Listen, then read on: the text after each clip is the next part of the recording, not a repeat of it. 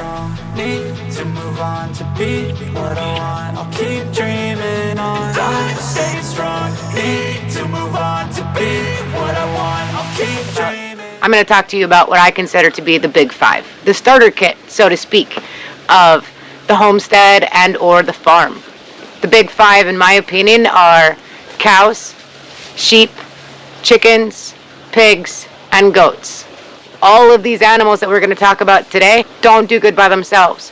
You're going to get 2 goats or 3 or 4 sheep. So you have to be ready for that as far as getting into something. Somebody that speaks their own language. Sheep speak sheep, pigs speak pigs. First animal on the big five are cows. They can be a lot of fun. When they're little like this, you don't need too much. When they get bigger, which they will, that infrastructure also needs to change. Like Libby here. Super friendly, super calm, but they are big. And you have to keep that in mind, that you're dealing with something that is very, very big. And when they change their mind about what they want to do, it can change in a big hurry and you might get hurt. So you need to keep your head on a swivel when you're dealing with big critters like this. Make sure that you have the infrastructure that you need to maintain them as far as health goes. If you need to give them a vaccine or if you need to give them an antibiotic, make sure that you have a way to restrain them to be able to do that. They don't like needles. Who does? Things like drenches for Valbazen, it actually goes up into their mouth and then they swallow it. It's to help prevent, stomach worms and liver flukes and things like that. Know what's in your area before you even get started. Are your areas more prone to things like liver flukes? These are the things you need to do your research on to figure out what's in your area. And it also might help you figure out which of the big five or how many of the big five you might be able to deal with. Yeah, Libby. Go. The next critter on our list are sheep. I think sheep are a lot of fun. This is Roman. This is Junie. Right there she is. I think they're a lot of fun. They do require a little bit more infrastructure as well. A bit smaller than the cows though, which is nice. So if you have kids, you might want to start out with something that's a little bit more kid-friendly. If taught the right way, your infrastructure can be electric fencing. It works really well for them. The thing you need to remember about sheep is that their copper levels are different than a couple of the other big five, like cows.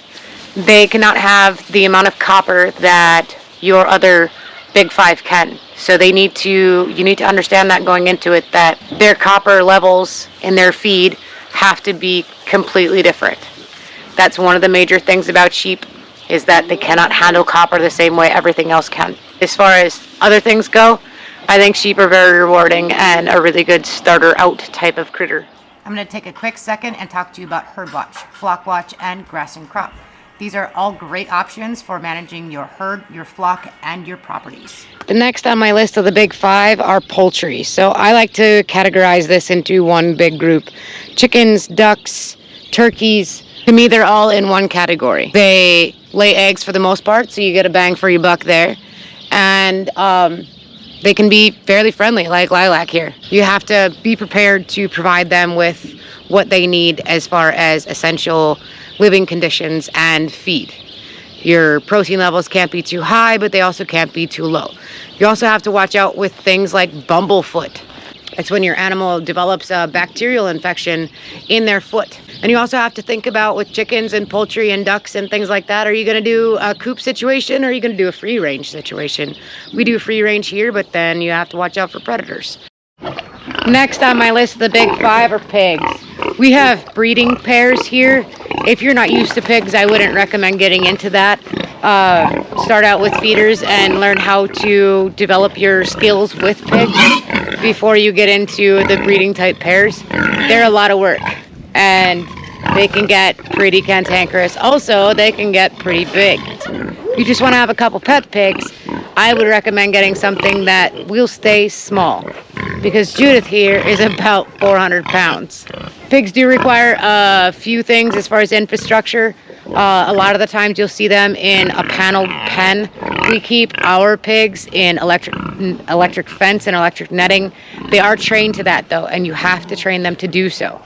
But they can be out on pasture Ours are out on pasture 98.9% of the time. In the wintertime, they have a winter pen that they come in. They have to be able to get out of the weather, so you must provide them with some sort of housing, huts and domes and other infrastructure. So too much sun, too much rain, too much cold, they don't do great in.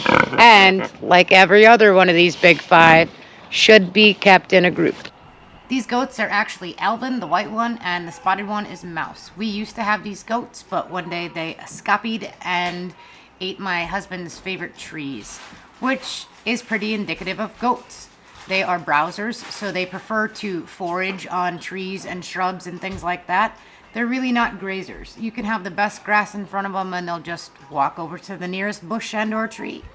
They're fair weather critters from what I've noticed with these guys. I did have them for like 4 years. So what I knew about goats is that they're very fair weather, but a lot of fun. And if you're looking for a good laugh, goats are it for you. They're wacky little critters and you can never tell what they're planning on doing next. However, I had the biggest trouble in containment with them.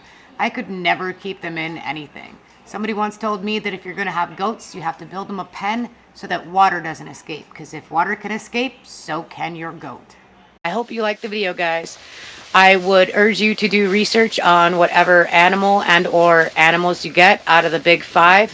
Please remember to keep them in a group setting. Like I said, sheep speak sheep, pig speaks pigs, cows speak cows. But definitely do your research. Look online, YouTube videos, anything that you can grasp and get your hands on for information is going to be nothing but help to you. Talk to your local vets and ask them what's in your area for liver flukes and possible things that you might need to vaccinate your animals for to keep them happy and healthy. Nutritional elements that you may or may not know about your animals that you plan on getting. They're a wealth of knowledge and they definitely appreciate talking to you guys about preventative care. So please check them out as a resource as well. Also, your local extension office should have a wealth of knowledge as to what's in your area and what might work for your area. Feel free to check us out further. Please hit the like, subscribe, leave a comment. What do you think, Roman? Leave a comment? Leave a comment. And since Roman is monopolizing my time, we'll check you later. Thanks again for watching, guys. I'm staying strong, need to move on to be what I want. I'll keep dreaming on. I'm staying strong, need